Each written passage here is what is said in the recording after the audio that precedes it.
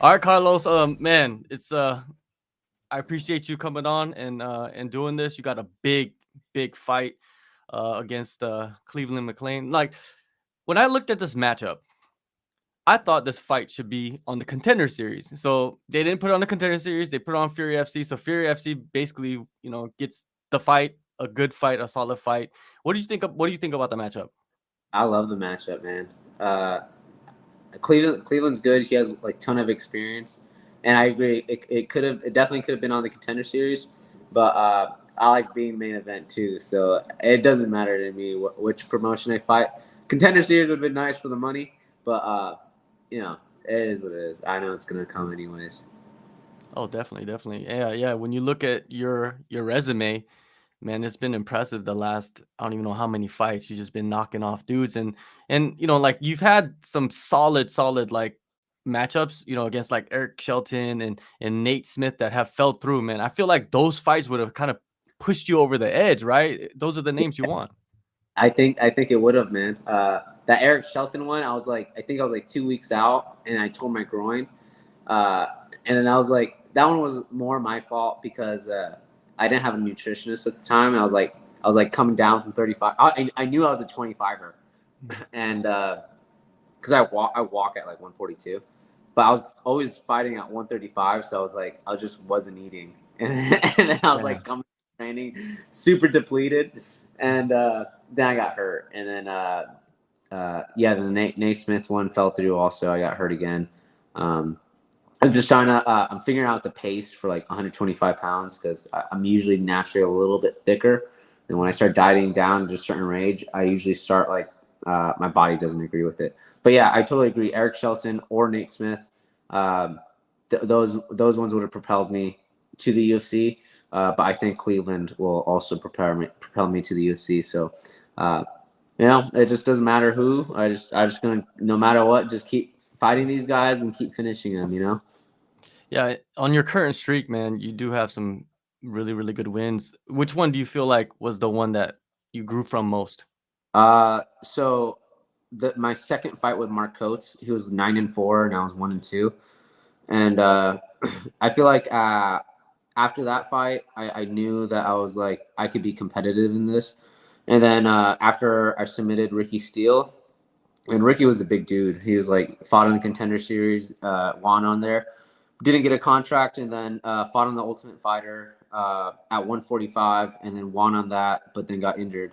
Um, After I submitted him, I knew I could kill people. So, um, yeah, and then I knew like it was time for me to go down 125 because most of my fights have been all my fights except for my last one have been at 135, and then my last one was my first trial at 125, and I felt great. And I'm still like learning to get down to 125. Fighters, they're some of the most confident people in the world, but you never know what's going on in their head, right? Throughout a camp or through in a fight or whenever. How important is it to have that validating fight, the validating performance to say like, yo, I belong here. Like I could actually make this into a career and make some money. All right, I was 1-4, and he was one of the top guys, specifically in the Pacific Northwest and in the country, and I dominated him. And then I feel like I really started gaining my confidence when I fought Ricky Steele, and I submitted Ricky because Ricky had such a great resume, being on the Contender Series and then being on the Ultimate Fighter and winning on both of them. Um, and then I dominated him and then finished him. So and that was like up a weight class. And once and now I feel like I can take I feel confident I can fight anybody at 125. And I always knew I've had that skill, but now I'm starting to develop the confidence to back it up now. So Do you feel like most bantamweights are flyweights if they really wanted to be? I feel like I fought a lot of big bantamweights, but I feel like yeah, sure, at the regional scene, there's for sure some bantamweights that could have been flyweights that I fought. Um, but I mean Tyson Lin, yeah, that guy's he's a pretty big bantamweight, and then Ricky, pretty big bantamweight too. And then honestly, even fighting at bantamweight, I never felt weaker. I always felt like like my technique took over the fight later in the fight. But I like 135 too. But I'm just so small. You know, I was literally fighting at 135 and then coming in on fight day at like 142. So yeah, but yeah, I think yes, for sure, some bantamweights at the regional level could definitely make 125 without a doubt. And man, if they come with a short notice opportunity, bantamweight could be, it could be the opportunity that that could happen. So you got to get in there if you can. With flyweight, right? You mentioned earlier that getting down to flyweight, it's a process for you. Like, what changes have you made recently to make it easier? Yeah, so you just sticking to my diet, sticking to the plan of like with my dietitian, and when I do, it's pretty easy. Like I'm not like starving myself. I'm like coming into training very fueled up, and it's just when I like last time when I was was supposed to fight Nate Smith. I went to go out to Vegas with my buddy Connor because he was fighting on Contender Series, and then when I was out, he wanted to go eat and stuff, and I ate with him, and I kind of blew up. And then when I got back, I had to like go in a pretty strict caloric deficit, and my body just didn't like it, and then I got hurt again. So I think just sticking with the plan, especially when I get closer to it, because I feel comfortable when if I stick to it, but if I lose my discipline, then that's when I just had to be very precise with my diet. So I think that's the big adjustment, is just sticking to like what my dietitian gives me. It seems like like your health or anybody's health, especially a fighter, that nutrition and your caloric intake is so important to your performance in the gym. I mean, I feel like some people are like, oh, you going on intermittent fasting and I work out, but that doesn't work all the time. You could get hurt. Yeah, I used to do that a lot. Especially making 135, I just wouldn't eat, and I'd go train, and I'd get hurt, and I'd be confused why I got hurt, and then. But yeah, for sure, nutrition has been like that next level for me. Even like my conditioning, my strength. Dude, it's been a game changer, and I didn't realize how much of a role it played into like athletics. Like I knew like that it would give you an edge, but I didn't know how big of that edge was. And now I can still be on my like caloric deficit, and I can still eat comfortably, and I can still eat foods that I really really like. So it's definitely a learning process. It's like just making a very strong effort to stick with like my routines, and I can't put guesswork into it for sure. Yeah. I've been talking with a dietitian myself, and because I want to take a fight at the beginning of next year. So like I'm figuring out like the camp and the diet and what weight class I could fight at, I mean, what weight I'm sitting at. And that's so important, I mean, to talk to somebody about that and not just think like bro science, like go to somebody in the gym and be like, yo, what do you think I could fight at? I'm weighing at 155. Oh, you make 135, no problem. Yeah, literally. And for a long time, for most of my career, it was literally that. I was just like, well, I just won't eat, because I wrestled in college, and I was like, I just won't eat, just like how I did in college, and then I'll just make weight and I'll be fine. But it doesn't work like that. You definitely like there's you diminish yourself, and you put yourself at like a higher risk of injury. But that's awesome that you're about to fight, because you're Muay Thai bout, I'm guessing, right? No, MMA. I'm gonna do MMA rules, but amateur. Hell yeah, that's super with no cool. shin guards, because if I'm gonna go out there and do it, I want to do it like a real fight, even though it doesn't count on a record or anything like that. But still, I want to experience that and then get it over with, and I'll be like, all right, now I know what it feels like. If I get knocked out, I get knocked out. If I get submitted, I get submitted. If I knock them, it is what it is. I want to just know. It's awesome. That's exciting. Your first fight. I remember my first fight. That's super exciting, man. Yeah, for sure. Well, I'm actually like probably scared to death. I mean, I'm not thinking about it too much, but yeah, I think it's a scary thing.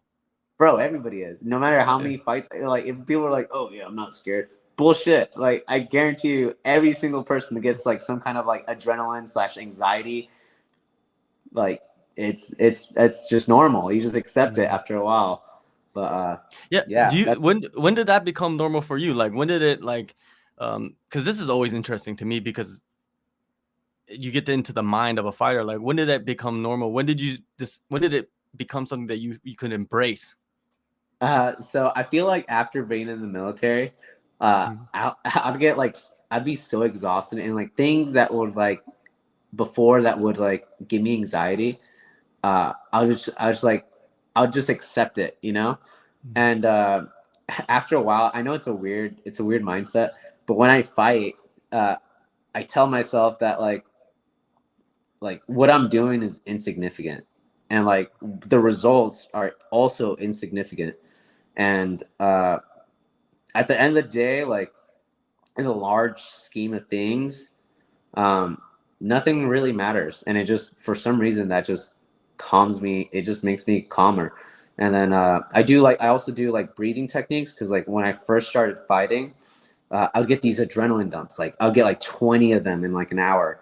And then by the time I got to the fight, I was like, it felt like I already fought. So I was like going to the fight already drained, and I was like, oh man, I gotta manage this.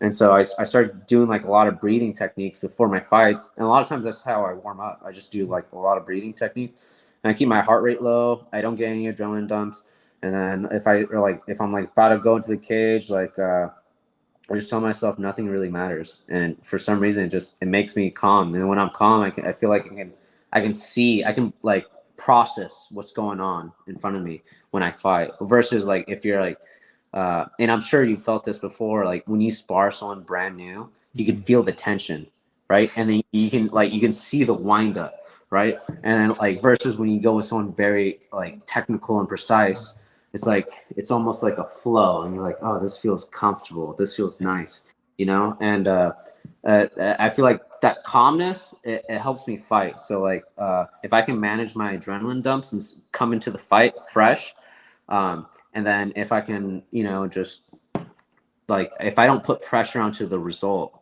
Mhm. because at the end of the day the result doesn't matter. It's like it matters a little bit, but it really doesn't matter in the grand scheme of things. Like at the end of the day, I'm gonna die someday, Mhm. and what I did, like it's like it's probably not gonna be etched into like humanity, you know, like Mhm. even the greatest of all time, like Conor McGregor. Like Mhm. at the end of the day, like thousands of years ago, people probably aren't gonna remember who Conor McGregor is, you know. Nah. So like I just think of it that way, and for some reason, it just really calms me down, and Wow, then I man. into the That's interesting, man. It's I'm writing notes right now, you know, like thinking, yeah, like that could be something right there. Yeah, it's just pretty wild, man, getting into the mind. But it's good that you're figuring it out now before you hit the next stage and figure it out on the next stage. Because you know, you see guys like undefeated, like 6-0, and they get signed, and then they haven't figured it out. They haven't been through those, you know, those losses or those like injuries or anything like that, and then they just fizzle out after 2 fights. And I think that's the worst thing that could happen to somebody is somebody go into the bigger organizations and and face tough competition and then lose 2 in a row, 3 in a row, and then they're never the same again because they yeah. can't handle it. And at the end of the day, like I don't try to focus on like my athleticism, and I don't try to focus on like my speed or like my power. I just try to focus on skill development, and I know if I get better with my skills, even if I get older, even if I get weaker, even if I get slower, I always plan to fight people who are bigger, faster, stronger, better conditioning. Like my game plan is always like structured around being efficient and like heavy skill development. So when I do get to that stage, um, I'm ready for it. So I do like a lot of boring fundamental stuff, you know, that other fighters don't like doing. But I'm excited, man, because I know it's gonna come. And when I know when I get there, it's gonna. I feel like my fundamentals are gonna look very good, and excited, you know. Yeah, and this fight coming up, Fury FC 70, your Cleveland. Like when you go back and like study an opponent, do you look at fights from maybe 2-3 years ago, or are you just focusing on the last couple? How do you know focus on your opponent? I just look at the last couple. I just try to see like bad habits. really like the basic stuff. Like if he has good defense, if he can walk to the left correctly, if he can walk to the right correctly, if he's efficient, like things like that. Because I know if you're very inefficient with me and I'm still there, and I have like a 10% edge of like energy against you, I know I'm gonna wear you out. So. But I just look at very basic things, and I just look at like the recent fights, like, or as recent as I can get, and I try to see wins, like how they like to win, and then like losses, and like how they could improve as a fighter. Sorry, how they can improve as a fighter, and how I can capitalize them on those mistakes if they don't improve. But I'm like, I don't really like game plans because everything changes when you get hit. But I do like to feel people first, and then I start developing like a game plan as I fight. Um, but I kind of have an idea of like how this might go, but at the end of the day, none of that really matters. Yeah. When you see someone in a dangerous position, like your opponent in a dangerous position, and then they escape a certain way, do you look at that and say, "Oh, I know how to combat that right instantly"? Like if I'm in that position with him and he tries that, because a lot of people, everybody's drilling and drilling and drilling, so it becomes natural, right? So sometimes when you get in there, you're not even thinking; it just happens, like with your body, just moves that way. So when you study your opponent, do you feel like you can see those things? Like you have you seen those things? Yeah, I've definitely seen like bad habits, especially grappling, because I've been grappling for like 20 years. And I feel like that's one thing I have like an edge on most people is like I know what good grappling looks like, and I know what it feels like.